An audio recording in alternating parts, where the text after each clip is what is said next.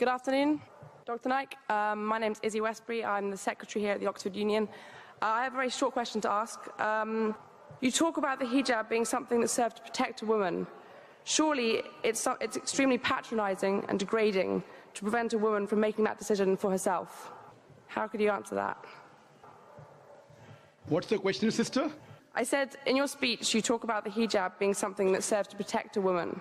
But how is it not extremely patronising and degrading in not allowing the woman to make that decision herself? Sister posed a very good question, that when I say that hijab is required for a woman, isn't it not degrading for the woman to patronize it? Isn't it degrading? If you read the Quran and Islam has prescribed hijab. That means the woman should be covered.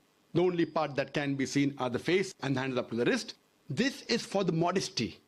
And it is not only mentioned in the Quran, it is also mentioned in the Bible. If you read the Bible in the 1 Timothy, chapter number 2, verse number 9, it says that women should be dressed up with shamefacedness. They should be dressed up with sobriety and should not wear braided hair or gold or pearls. It's further mentioned in the 1 Corinthians, chapter number 11, verse number 5, 6. The woman that does not cover her head, then she dishonors her head. Her head should be shaved off. Anyway, I don't agree with this. I'm just quoting you from the Bible. Same way, if you go to the Vedas, it says that the woman should cover the head. So all the religious scriptures, they talk about the woman covering their head. It is for modesty. It is not to degrade the woman. And if you analyze, there was an allegation made against me saying that Dr. ذاكر Naik says that if they don't wear hijab, that if you wear Western clothes, there are chances the woman will be raped. It is a misquotation again. What I said, that if women wear revealing clothes, they have more chances of being raped. What I was doing, the same newspaper, Sunday Times, which spoke against me 1 year before, on the March of 9th, 2009, Sunday Times carried an article. In Britain, 1 out of 7 feel that the women who wear sexy revealing clothes, she should be hit. I'm sorry, I don't agree with it. This is the statistics that was given in the Sunday Times on the 9th of March 2009, that in Britain, 1 out of 7 Britishers believe that the women who wear revealing and sexy clothes should be hit. I disagree with this. Furthermore, one more article came in 2005 in the same newspaper, Sunday Times. It said that 26% of the Britishers, they feel that wearing revealing clothes is partially or totally responsible for the rape. So what I say, that the more modestly you are dressed up, you are respected more. So Islam has prescribed the modest hijab for the woman, not to degrade her but to uplift her. I do agree there may be cultural differences.